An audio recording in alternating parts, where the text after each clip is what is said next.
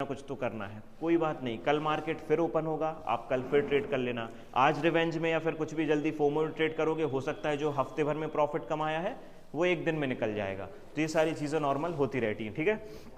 Then do not carry overnight positions. अब इसमें होता क्या है, एक प्रॉब्लम सबसे बड़ी क्या बनती है, ट्रेड ले लिया,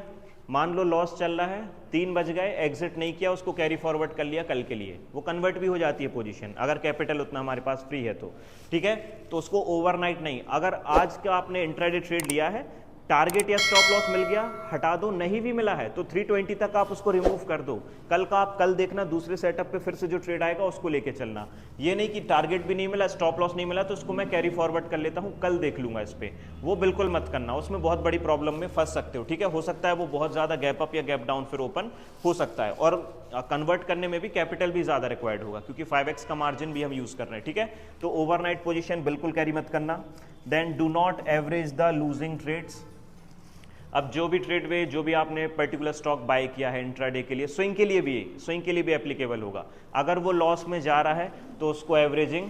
मत करना। इंट्राडे में ये सबसे ज़्यादा होता है। मान लो कैपिटल आपके अकाउंट में है 1 लाख रुपीज़, आपने 20,000 का ट्रेड लिया, 80,000 बाकी है, ट्रेड नीचे जा रहा है, दिमाग में क्या आएगा, 80,000 तो बाकी है भी, आप थोड़ा करके एवरेज करते जाओगे, और वो लक फैक्टर है कि रिवर्स हो गया, अच्छा प्रॉफिट आ गया, अदरवाइज खत्म। 1 लाख पे से पता चला एक ही दिन में आपने 20-30% कैपिटल अपना ड्रॉ डाउन कर लिया। तो अगर ट्रेड नीचे जा रहा है तो उसको एवरेजिंग नहीं करना, ये पहले ही आपकी रिस्पॉन्सिबिलिटी है कि आप क्वांटिटीज पहले ही अपनी कैलकुलेट कर लो कि आपको अगर लॉस साइड जाता भी है, स्टॉप लॉस हिट हो गया तो एग्जिट कर दो, टारगेट हिट हो गया तो एग्जिट कर दो, ठीक है।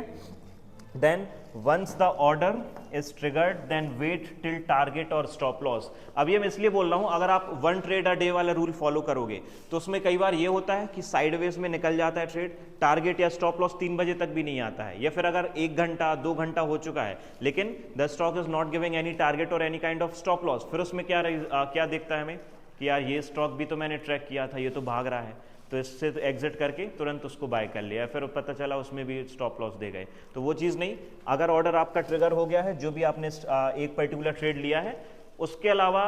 बस आप एनालिसिस पर्पस के लिए ज़रूर देखो कि ये भी स्टॉक था, ये भी स्टॉक था जो आपके रडार पे आया था, बस एनालिसिस के लिए, बट ट्रेड नहीं कि मैंने क्या किया,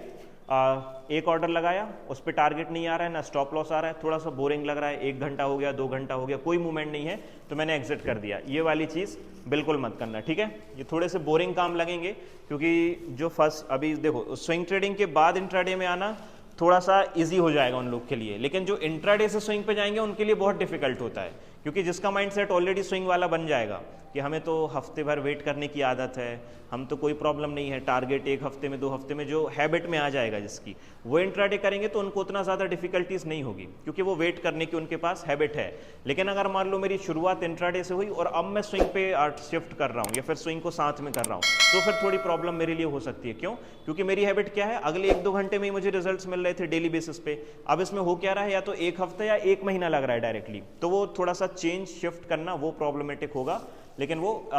विद द टाइम उसमें हमें हैबिट में हमारी आ जाएगा।